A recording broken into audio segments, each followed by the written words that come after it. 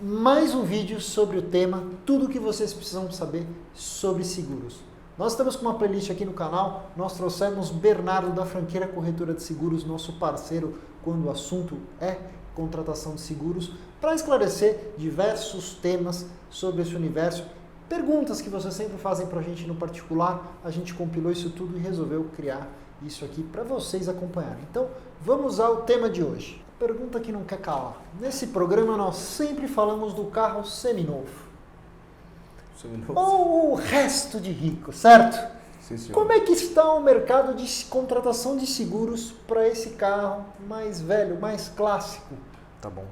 Uma das coisas mais relevantes que a gente faz, a gente trabalha muito para estreitar os relacionamentos com as companhias e para negociar condições específicas, diferenciadas, tanto para os esportivos, que a gente tem uma Ferrari e tal, quanto para os carros, para os restinhos de rico.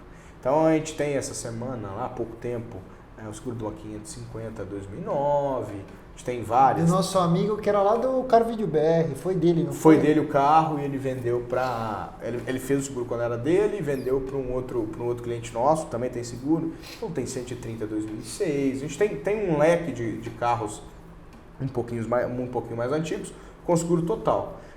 Então isso é um trabalho que efetivamente a gente faz na corretora e constrói esses relacionamentos para que seja possível segurar esses carros. Mas nem sempre é possível fazer a cobertura do seguro total. Esses casos, desses carros, eu vou dizer, dos importados de 8, 10 anos para frente, que começa a ficar um pouco mais difícil, esses são os casos típicos em que vale muito o histórico do cliente. Então, se o cliente tem um histórico já de contratação do seguro, tem um bônus, que a gente já discutiu aqui também, ele tem uma boa bagagem, a gente em geral consegue negociar e consegue contratar a cobertura total para esses carros, mesmo para esses carros mais específicos, para esses carros mais velhinhos. Por outro lado, às vezes um cara que tinha um carro mais antigo ainda, que não tinha seguro, um cara que não tem um histórico, que está entrando agora no mercado de seguro, em geral mais difícil conseguir a cobertura total, então a gente oferece, a gente consegue contratar muito bem aquelas outras coberturas que a gente também já discutiu. Então, para esses carros é muito comum que a gente consiga contratar uma cobertura para perda total por colisão, incêndio e roubo, e aí acho que vale a pena fazer um parêntese. Pensando num carro importado um pouco mais antigo, pensando que a companhia usa peça original, pensando que muitas vezes o reparo é feito na concessionária. As peças são caras em relação ao valor do carro, então mesmo uma batida pequena é normal, é comum, é frequente que o carro tenha perda total. Então muitas vezes, mesmo essa cobertura um pouquinho mais simples, que é por perda total apenas, atende, cobre bem a demanda do cliente. Então você tem lá consegue em geral contratar um PT, quando o cliente não tem esse histórico, você contrata um PT por colisão ou por roubo, mais uma pólice, uma garantia para danos a terceiros, que a gente também discutiu como é importante. Que ainda vai dar uma assistência 24 horas. Que vai dar um reboque no carro de 250 km, 300 km, ou quilometragem livre, aí depende do plano que contratar. Seguro, e assim, aí vai como recomendação pessoal, eu acho, você pode correr o risco do seu carro, faz parte do jogo, você consegue administrar o seu risco, mas seguro de terceiro eu acho que todo mundo devia fazer.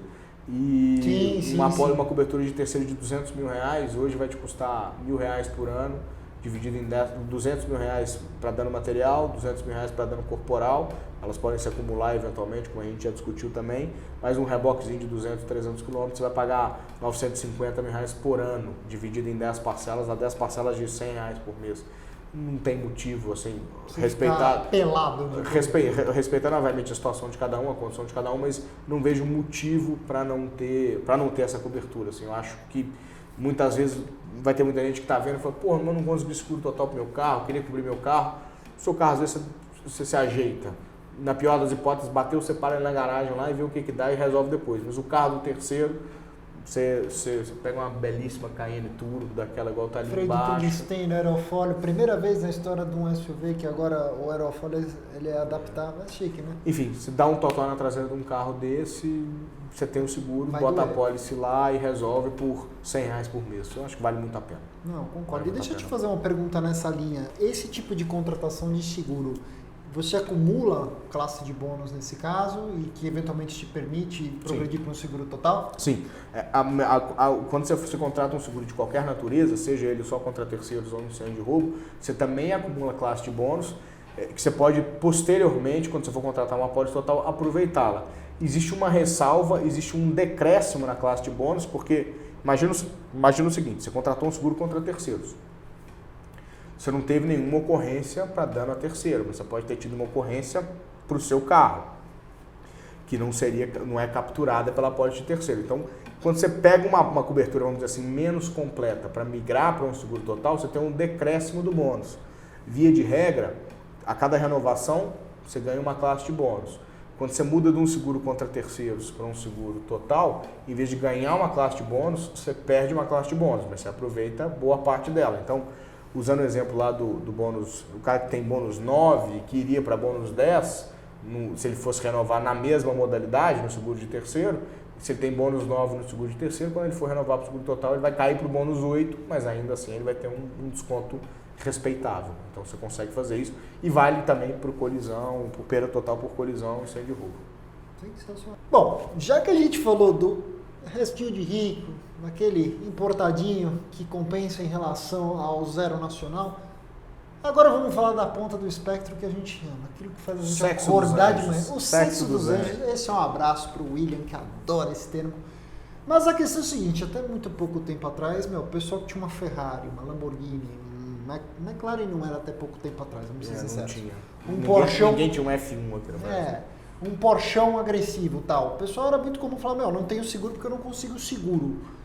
A questão é, hoje em dia, como é que está isso? Existe seguro para esse tipo de carro? O que é levado em conta, por exemplo, hoje, quanto que é a média de valor que uma seguradora tem cobrado para ter e quais são as coberturas que se conseguem? Então, a gente lá na franquia, a gente é especializado em resolver esse tipo de problema, né? Corre no Instagram deles que tem uma cobertura que eles contrataram numa 488 GTP. 488 2000 Spider, né? GTP Spider. Spider. A gente tem lá, a gente tem 458, 488, GT2 RS, GT3 RS, MK1, MK2, a gente tem McLaren 570S, então a gente está super habituado, a gente tem Panamera Turbo, enfim, a gente está super habituado a fazer seguros desses carros de altíssimo valor.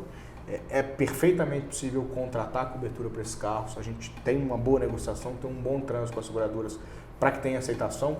Obviamente a gente fica um pouco mais limitado, não são todas as companhias que chegam até um limite de cobertura desse, então temos 2 ou 3 bons parceiros para poder colocar esses riscos mais complexos. E mais do que qualquer outra situação, mais que qualquer outro caso, isso vai depender muito do histórico do cliente. Então, se é um cara que tem 3, 4 PTs nos últimos 5 anos e que compra uma GT2 RS, que é um carro agressivo pra caramba, nervoso... Imagina, dócil. E, eu fiz um auto controle no GT2, achei que minha alma ia ficar, entendeu? Ia a alma ficar. Então, o cara compra um carro desse, que tem um potencial razoável de dar cagada, com um histórico recente de 3, 4 PTs, é improvável que a seguradora tope fazer o seguro para ele. Por outro lado, esse mesmo GT2 RS comprado por um cara que já tem histórico de seguro, uma classe de bônus elevada, que tem um score legal, que tem um histórico legal, é muito provável que a gente consiga contratar o seguro para ele e aí com preços competitivos. Via de regra, esses carros são meio 880. Ou você não consegue contratar o seguro, ou você contrata o seguro com um preço legal, com um preço super razoável. A gente tem, obviamente, não dá para generalizar, porque cada caso é um caso, mas a gente tem histórico de carros contratados a 2%, 2,5% do valor do veículo, a cobertura total. Então, normalmente, o jogo se é um cara com o qual a seguradora não está muito confortável, eles não dão cobertura, eles preferem não fazer. Se é um cara em que a companhia percebe um bom histórico, eles vão vir com um preço agressivo porque apostam e entendem que é pouco provável que exista um sinistro com aquele cara. E aí cabe um parêntese, é comum, e aí depende da negociação, depende da situação, mas é comum que nesses carros a companhia segure 90% da tabela FIP, segure 85% da tabela FIP, por uma razão muito simples. Como o valor é muito elevado, é normal, é razoável que a seguradora queira que você, entre aspas, divida o risco com ela. Ela quer te botar dentro do jogo também, quer botar a sua bunda na janela também, para dizer, se der uma zebra, você tá, um pedacinho da zebra é sua também. Isso inibe comportamentos um pouco menos responsáveis. Eles botam a franquia lá em cima. Não, em vez de te indenizar 100% da tabela FIP, ele indeniza 90% da tabela FIP, por exemplo. Então, significa dizer, o cara que comprou um carro de 3 milhões, ele tem o dele no jogo, porque pensa, aumentar a franquia muitas vezes não é o melhor caminho, porque se tem perda total, não tem franquia.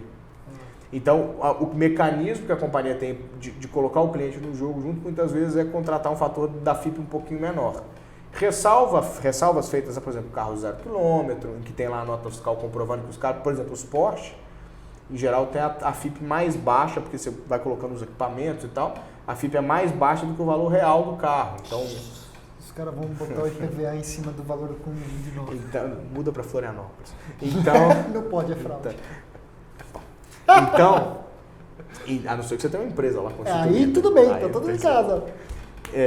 Então, normal, se você conseguir comprovar, aí você consegue contratar 100%, 10%, mas é uma forma que a companhia tem de amarrar, de botar o cara junto no risco para que ele tenha a postura mais responsável possível na condução do carro e tudo mais. E óbvio, se você tem uma exposição de 3 milhões, é muito melhor você ter 2 milhões e 700 cobertos e correr o risco de 300 do que correr o risco dos 3 milhões, especialmente pagando 50, 60, 70 mil, entendeu? Então a gente tem McLaren, a gente tem vários Porsche esportivos, a gente tem Ferrari seguradas lá e sempre nesse jogo.